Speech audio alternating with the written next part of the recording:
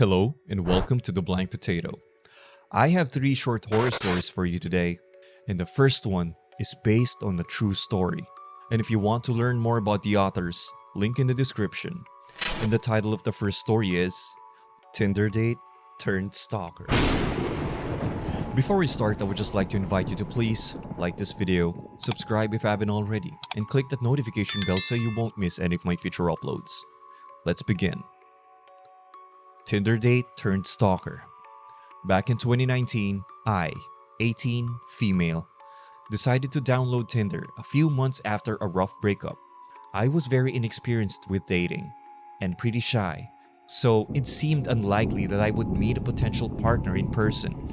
Anyway, after a few matches that led to nothing, I came across the profile of someone that I found very attractive. 21, male. We matched, exchanged Snapchats, and continued to set up a date. Our first date was relatively normal and enjoyable. We saw a movie, and by the end of it, I felt like we hit it off. However, our relationship was extremely short-lived.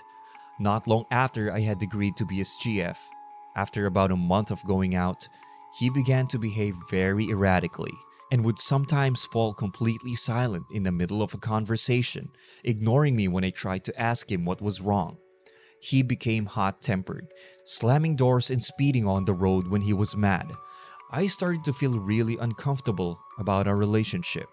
This went on for about a few weeks, until one night, when we were on our way to have dinner downtown, he fell silent mid-conversation. I became extremely anxious as he pulled into a nearby parking garage, wondering what I had done to upset him. As we parked, I decided to ask him what was wrong. He did not answer. When I asked him again, he shouted at me to shut the fuck up. I was completely frozen for a moment, but I finally got up the courage to tell him we were done, gathered my belongings from the car, and walked over to the nearest coffee shop to call an Uber. It was fairly late at night, so I walked as fast as I could, hoping he wouldn't follow me. When I made it to the shop, I noticed I had several missed calls from him. When I made it home that night, I blocked him on all social media and decided to never contact him again. I'm fairly familiar with the dynamic of toxic relationships, and I knew that if he could talk to me that way, completely unprompted, it was likely that he was capable of so much more. About a week goes by. As I started to settle my emotions a bit, I decided to confide in a friend who had never met the guy about what happened, feeling completely embarrassed. A few nights later, I received a text from the same friend. It was a screenshot of an Instagram DM from someone she didn't follow, my now ex. It said something to the effect of, "Hey, I'm sorry we're having to meet like this, but redacted, is ignoring me and I need to talk to her." My heart sunk.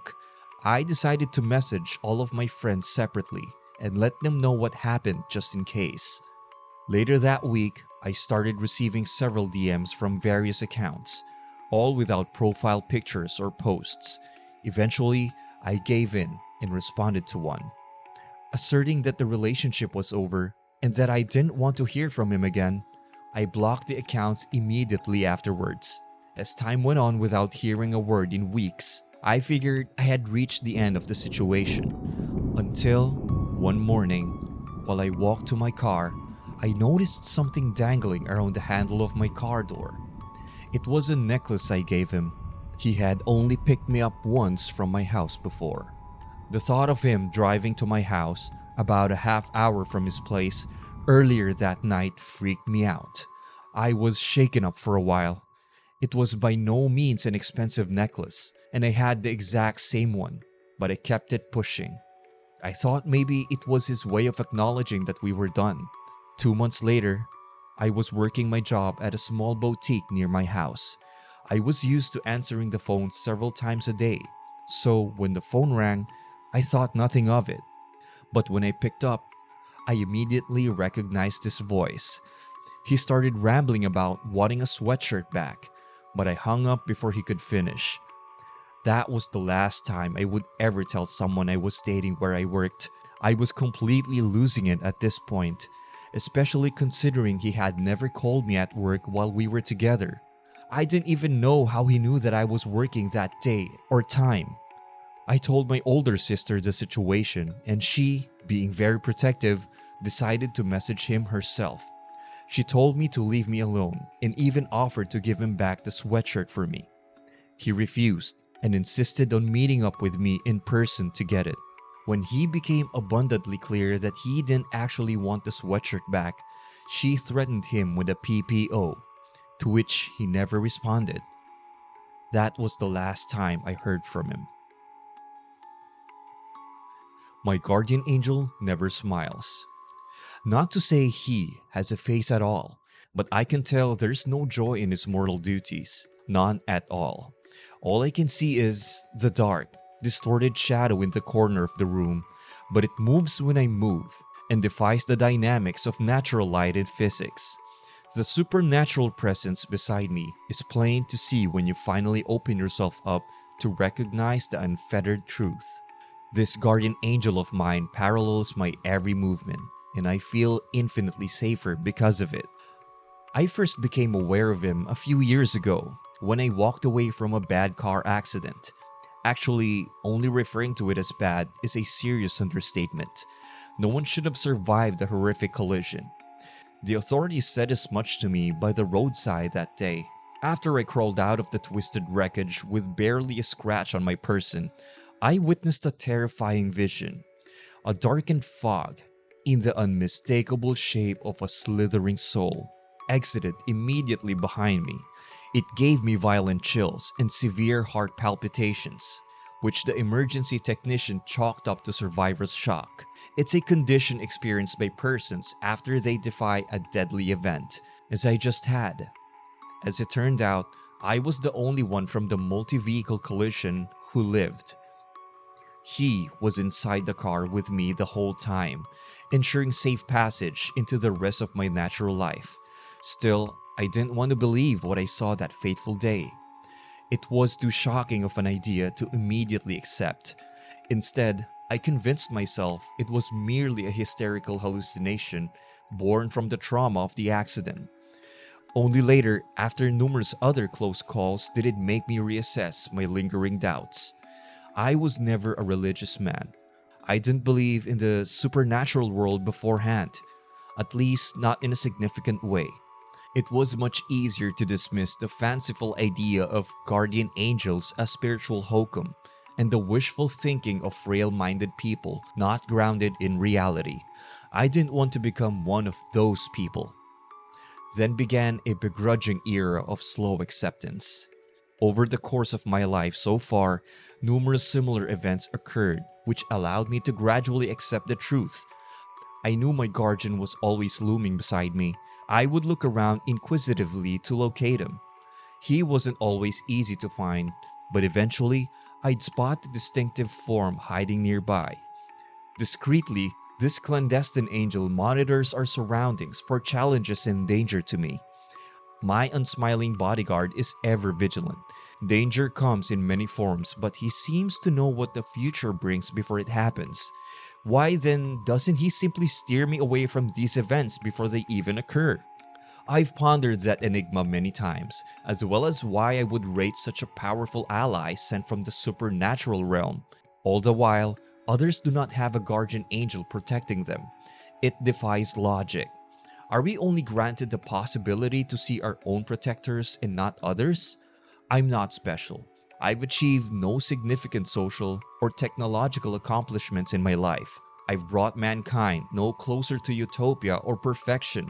I'm an ordinary citizen. This entity, following me everywhere, surely knows of my mediocrity. Why do I deserve protection? In the privacy of my own domicile, with just the two of us present, I've inquired these things. The mute shadow nearby remains silent to this very day.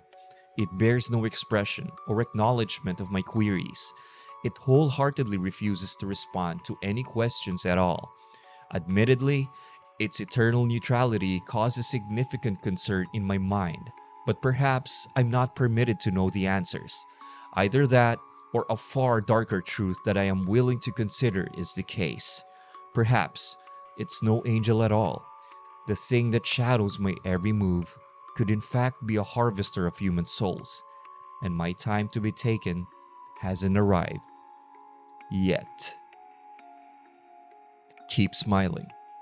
A classic December 11th Saturday night, a normal party that we have every year.